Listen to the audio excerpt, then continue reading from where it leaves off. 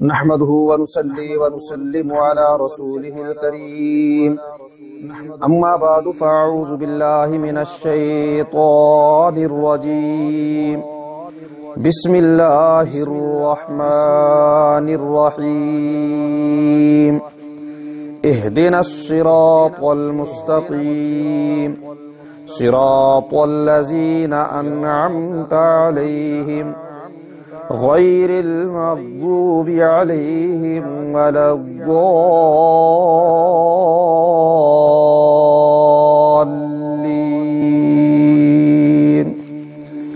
صدق الله العظيم وصدق رسوله النبي الكريم ونحن على ذلك لمن الشاهدين والشاكرين والحمد لله رب العالمين۔ لائق ست تعظیم قابل احترام بزرگوں، دوستوں اور ساتھیوں، جیسا کہ آپ کو معلوم ہے یہ درس قرآن کی نشست ہے۔ اس سلسلہ میں سورہ فاتحہ کے دروس آپ کی خدمت میں عرض کیے جا رہے ہیں۔ سورہ فاتحہ کی آیت نمبر 5 اہدنا الصراط المستقیم کا ترجمہ اور تفسیر بیان ہو رہی ہے۔ اس سے قبل درس میں یہ بات عرض کی گئی تھی کہ لفظ اہدنا ہدایت سے مشتق ہے، اور ہدایت کے 4 قسمیں ہیں اور 4 درجے ہیں۔ ہدایت کی جو 4 قسمیں ہیں ان میں سے نمبر 1 ہدایت وجدان، نمبر 2 ہدایت حواس، نمبر 3 ہدایت عقل، اور نمبر 4 ہدایت وحی نبوت۔ اور اس کے بعد ہدایت کے 4 درجے ہیں۔ نمبر 1 انابت، نمبر 2 ہدایت، نمبر 3 استقامت، اور نمبر 4 ربط قلب۔ اور پھر یہ بات بھی آپ کے سامنے عرض کی گئی تھی کہ ان 4 میں سے 2 کا تعلق بندے کے ساتھ ہے اور 2 کا تعلق اللہ کے ساتھ ہے۔ انابت پیدا کرنا، رجوع کرنا، اپنے دل و دماغ کو ہدایت کی طرف، حق کی طرف، ایمان کی طرف مائل کرنا، یہ بندے کا کام ہے۔ اور اس کے دل میں ہدایت کا نور داخل کر دینا، اسے ایمان عطا کر دینا، یہ اللہ کا کام ہے۔ اور پھر اللہ کی عطا کردہ ہدایت پر ڈٹ جانا، جم جانا، مضبوط ہو جانا، استقامت اختیار کرنا، یہ بندے کا کام ہے۔ اور اس کے دل پر گرہ لگا دینا، مہر لگا دینا، یہ اللہ کا کام ہے۔ تو یہ ہدایت کے 4 درجے ہیں جن کو تفصیل سے گزشتہ درس میں نے آپ کے سامنے بیان کیا۔ اللہ رب العزت نے فرمایا اہدنا الصراط المستقیم، کہ میری بارگاہ میں تم یوں دعا کرو کہ مولا چلا ہمیں سیدھے راستے پر۔ اب اس آیت میں لفظ اہدنا کے اندر ہدایت کے کن درجوں کا یا کس درجے کا سوال کیا جا رہا ہے؟ اس بارے میں علماء فرماتے ہیں کہ اس آیت کے اندر اللہ رب العزت نے مومنین کو جو دعا تلقین کی اس میں ہدایت کے جو پہلے 2 درجے ہیں ان کا سوال نہیں ہے، اس لیے کہ ایمان والے کو ہدایت کے پہلے 2 درجے تو حاصل ہیں۔ کلمہ پڑھ لیا، ایمان قبول کر لیا، ہدایت کا نور اس کے دل میں داخل ہو گیا، اپنے بدن کو پاک کر لیا، کپڑوں کو پاک کر لیا، وضو کر لیا، مسجد میں آ گیا، قبلہ رخ کھڑے ہو کر کعبے کو تسلیم کر لیا، اللہ اکبر میں اللہ کی کبریائی اور بڑائی کا نعرہ لگا دیا، سبحانک اللہم وبحمدک وتبارک اسمک، اللہ کی ثنا کر لی، الحمدللہ میں اللہ کی تعریف بیان کر چکا، رب العالمین میں اللہ کی ربوبیت کا اقرار کر چکا، الرحمن الرحیم کے گیت گا چکا، مالک یوم الدین کو تسلیم کر چکا، ایاک نعبد و ایاک نستعین کا وعدہ کر چکا، تو اس سے ظاہر ہے کہ ہدایت کے پہلے 2 درجے تو اسے حاصل ہے کہ اس نے انابت کی، رجوع کیا، اللہ نے ہدایت اسے عطا فرما دی، ایمان اسے عطا فرما دیا، ہدایت ملی ہے تب ہی تو اس نے کلمہ پڑھا، ہدایت ملی ہے تب ہی تو اس نے اپنے بدن کو پاک کیا، ہدایت مل چکی ہے تب ہی تو اس نے اپنے کپڑوں کو پاک کیا، ہدایت ملی ہے تب ہی تو وضو کیا، ہدایت ملی ہے تب ہی تو وہ مسجد کی طرف آیا، قبلہ رخ کھڑا ہوا، اللہ کی کبریائی کا نعرہ لگایا، ثنا بیان کی، اللہ کی تعریف کی، اللہ کی ربوبیت کا اقرار کیا، الرحمن الرحیم کے گیت گائے اور مالک یوم الدین کو تسلیم کیا، ایاک نعبد و ایاک نستعین کا وعدہ کیا، تو ظاہر ہے کہ ہدایت تو اسے مل چکی ہے۔ اہدنا الصراط المستقیم میں اب اللہ رب العزت اسے یہ تلقین فرما رہے ہیں کہ ہدایت کے جس پٹڑی پر میں نے تجھے چلا دیا ہے، ہدایت کو جو نور میں نے تمہیں عطا کر دیا ہے، ہدایت کے جس راستے پر میں نے تجھے چلا دیا ہے، اب میری بارگاہ میں تو یوں دعا کر، اہدنا الصراط المستقیم، مولا ایمان کے اس راستے پر، ہدایت کے اس راستے پر مجھے چلائے رکھ، ثابت قدم رکھ۔ تو اہدنا الصراط المستقیم میں جو دعا مانگی جا رہی ہے وہ ہدایت کے باقی 2 درجوں کے متعلق دعا ہے کہ مولا ہدایت کا جو نور تو نے ہمیں عطا کیا، ہمیں اس پر استقامت عطا فرما، اس پر ہمیں ثابت قدمی عطا فرما، کہیں دنیا کے کسی لالچ کی وجہ سے، کسی عورت کے لالچ کی وجہ سے، مال و دولت کے لالچ کی وجہ سے، دنیا کے کسی عہدے مقام کے لالچ کی وجہ سے، بادشاہی اور وزارت کے لالچ کی وجہ سے، یا کسی کے خوف ڈر کی وجہ سے، یا کسی کی دھمکی کی وجہ سے، یا اپنے نفس کی کمزوری، سستی اور غفلت کی وجہ سے، مولا میں کہیں گمراہ نہ ہو جاؤں، تیرے چلائے ہوئے راستے سے، تیری عطا کردہ ہدایت سے کہیں میں پھسل نہ جاؤں، کہیں میں بھٹک نہ جاؤں۔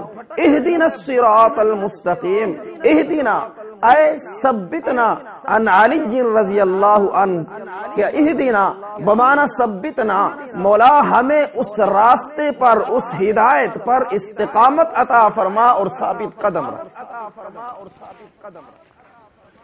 اہدنا الصراط المستقیم۔ اس کا معنی یہ ہے کہ مولا جس راستے پر تو نے ہمیں چلا دیا اس پر ہمیں استقامت عطا فرما، اس پر ہمیں ثابت قدمی عطا فرما۔ یہی وجہ تھی کہ میرے محبوب پیغمبر سرور کونین تاجدار مدینہ فخر رسول جناب محمد الرسول اللہ صلی اللہ علیہ وسلم بھی استقامت کی دعا مانگا کرتے تھے۔ وہ نبی جو صرف نبی نہیں، نبی الرحمت ہیں، نبی الانبیاء ہیں، امام الانبیاء ہیں، سید الانبیاء ہیں، خاتم الانبیاء ہیں۔ وہ نبی کہ جنہوں نے اپنی آنکھوں سے جہنم کو دیکھا، اپنی آنکھوں سے جنت کو دیکھا، اپنی آنکھوں سے ساتوں آسمانوں کو دیکھا، اپنی آنکھوں سے فرش کو دیکھا، اپنی آنکھوں سے عرش کو دیکھا، اپنی آنکھوں سے اللہ کی تجلیات کو دیکھا۔ وہ نبی کہ جن کے صدقے ہمیں ایمان ملا، جن کے صدقے ہمیں دین ملا، جن کے صدقے ہمیں قرآن ملا، جن کے صدقے ہمیں دین ملا، جن کے صدقے ہمیں جنت ملے گی، جن کے صدقے ہماری مغفرت ہوگی، وہ نبی بھی ہمیں اللہ کی بارگاہ کے اندر استقامت کی دعا مانگتے ہوئے، ثابت قدمی کی دعا مانگتے ہوئے نظر آتے ہیں۔ میرے محبوب پیغمبر صلی اللہ علیہ وسلم عموماً اللہ کی بارگاہ کے اندر یہ دعا فرمایا کرتے تھے، اللہم ثبت قلبی علی طاعتک، اللہم ثبت قلبی علی دینک، اللہم ثبت قلبی علی الاسلام۔ مولا مجھے دین پر ثابت قدمی عطا فرما۔ حضور علیہ السلام استقامت کی دعا مانگ رہے ہیں، ثابت قدمی کی دعا مانگ رہے ہیں،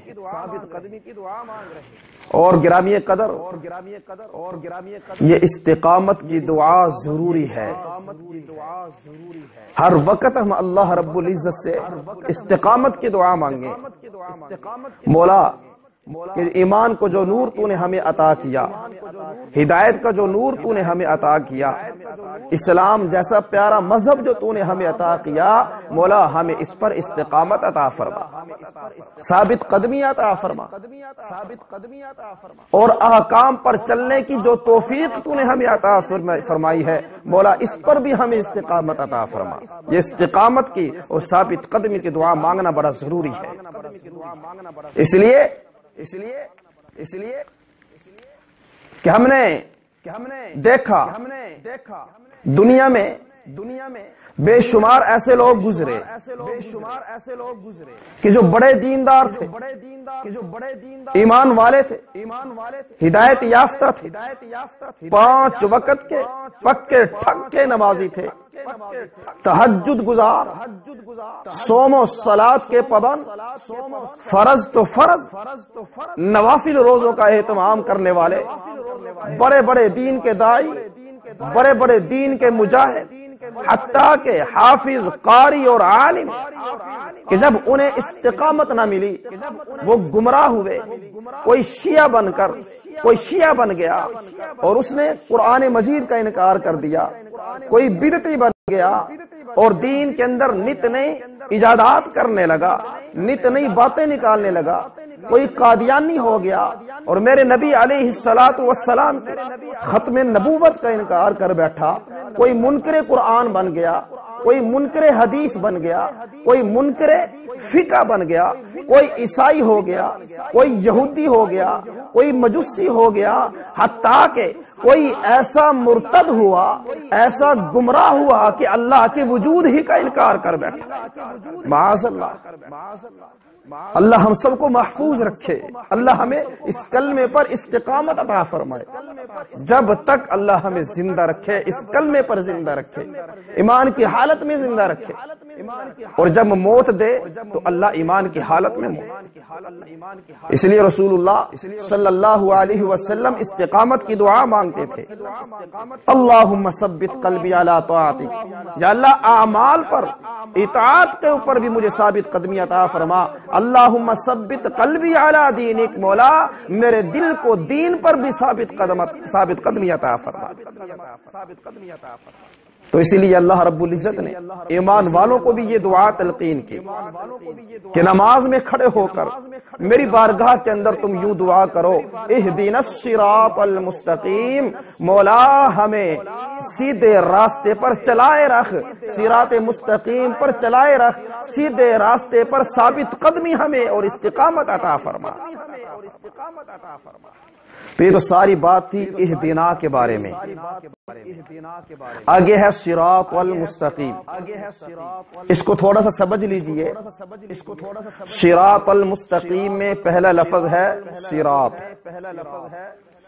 یہ جو صراط ہے، لفظ صراط، اس کی دو قراتیں ہیں، قرات تو زیادہ ہیں لیکن دو زیادہ مشہور ہیں۔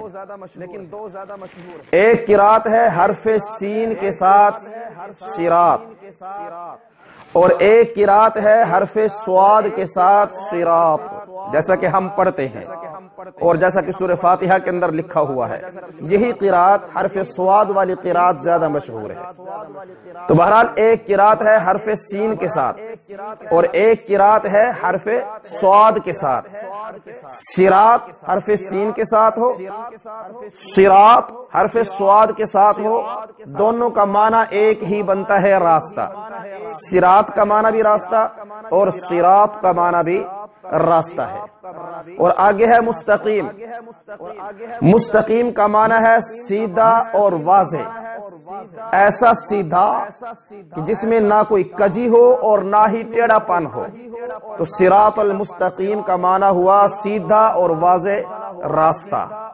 اہدنا الصراط المستقیم، پوری آیت کا ترجمہ یوں ہے، مولا چلائے رکھ ہمیں سیدھے راستے پر، ثابت قدم رکھ ہمیں سیدھے راستے پر، استقامت عطا فرما ہمیں سیدھے راستے پر۔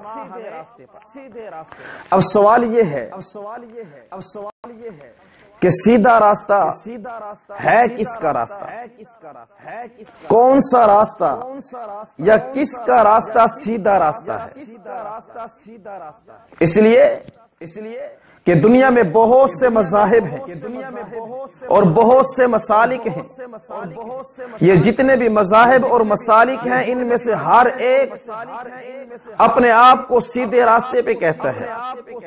ہر ایک کا دعویٰ ہے اور ہر ایک کا نعرہ ہے کہ ہمارا راستہ سیدھا راستہ ہے۔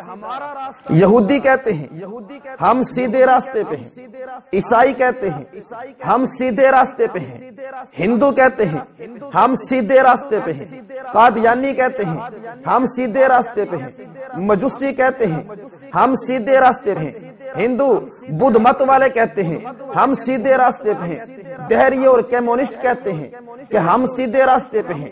حتیٰ کہ وہ لوگ کہ جو اللہ کے وجود کے منکر ہیں، اللہ کے وجود ہی کو نہیں مانتے، کہتے ہیں کہ یہ کارخانہ قدرت خود بخود چل رہا ہے، اس کا کوئی چلانے والا نہیں ہے، وہ بھی کہتے ہیں کہ ہم سیدھے راستے پہ ہیں۔ مسلمان کہتے ہیں کہ ہم سیدھے راستے پہ ہیں۔ پھر مسلمانوں میں مختلف مسالک ہیں۔ دیوبندی کہتے ہیں ہم سیدھے راستے پہ، بریلوی کہتے ہیں ہم سیدھے راستے پہ، اہل تشیع کہتے ہیں ہم سیدھے راستے پہ، غیر مقلدین کہتے ہیں ہم سیدھے راستے پہ۔ جتنے بھی مذاہب ہیں، جتنے بھی مسالک ہیں، ہر ایک کہتا ہے ہمارا راستہ سیدھا راستہ ہے۔ تو سوال پیدا ہوا، مولا وہ راستہ کون سا راستہ ہے؟ صراط مستقیم کون سا راستہ ہے؟ سیدھا راستہ کون سا راستہ ہے؟ اللہ رب العزت نے اگلی ہی آیت میں اس سوال کا جواب دیا۔ رب کائنات نے فرمایا صراط الذین انعمت علیہم، سیدھا راستہ ان لوگوں کا راستہ ہے جن پر میرا یعنی اللہ کا انعام ہوا۔ صراط الذین انعمت علیہم، راستہ ان لوگوں کا جن پر تیرا انعام ہوا۔ تو پتہ چلا کہ صراط مستقیم یا سیدھا راستہ وہ راستہ ہے جو اللہ کے انعام یافتہ بندوں کا راستہ ہے۔ لیکن کنفیوژن اب بھی برقرار ہے، سوال اب بھی باقی ہے۔ یا اللہ انعام یافتہ لوگ کون ہیں؟ جن پر تیرا انعام ہوا وہ لوگ کون ہیں؟ اس لیے کہ دنیا میں جس طرح یہ دعویٰ کرنے والے بہت سے ہیں کہ ہمارا راستہ سیدھا راستہ ہے، اسی طرح انعام یافتہ ہونے کا دعویٰ کرنے والے بھی بہت ہیں۔ ایسے لوگ بھی بہت ہیں کہ جو یہ کہتے ہیں کہ ہمارا راستہ سیدھا راستہ ہے، ہم انعام یافتہ ہیں۔ مولا سوال تو پھر بھی ہے کہ انعام یافتہ لوگ ہیں کون؟ اللہ رب العزت نے قرآن مجید میں دوسرے مقام پہ اس سوال کا جواب دیا کہ انعام یافتہ لوگ کون ہیں۔ یفسر القرآن بعضہ، یہ قرآن کا انداز ہے کہ قرآن کا بعض حصہ بعض کی تفسیر کرتا ہے۔ بسا اوقات ایسا ہوتا ہے کہ کہیں جو ہے قرآن کا حکم واضح نہیں ہوتا، لیکن دوسرے مقام پہ جا کے قرآن اس حکم کی وضاحت کر دیتا ہے۔ یہ قرآن کا حسن ہے، قرآن کا انداز ہے۔ چنانچہ اب انعام یافتہ لوگ کون ہیں؟ اللہ نے 5ویں پارے میں سورہ نساء آیت نمبر 69 میں اس کی وضاحت کی ہے۔ رب کائنات نے فرمایا وَمَن يُطِعِ اللَّهَ وَالرَّسُولَ، اور وہ لوگ کہ جنہوں نے اطاعت کی اللہ کی اور اللہ کے رسول کی، فرما برداری کی اللہ کی اور اللہ کے رسول کی۔ کہاں ماننا؟ اللہ کا اور اللہ کے رسول کا، غمی میں بھی، خوشی میں بھی، خلوت میں بھی، جلوت میں بھی، تجارت میں بھی، سیاست میں بھی، عدالت میں بھی، بازار کی زندگی میں بھی، گھر کی زندگی میں بھی، کاروباری زندگی کے اندر بھی، تنہائی کے اندر، سب کے سامنے، جلوت میں، خلوت میں، ہر موقع پر، ہر موڑ، ہر میدان کے اندر انہوں نے اللہ اور اللہ کے رسول کی اطاعت کی۔ فَأُولَئِكَ، یہی لوگ کون؟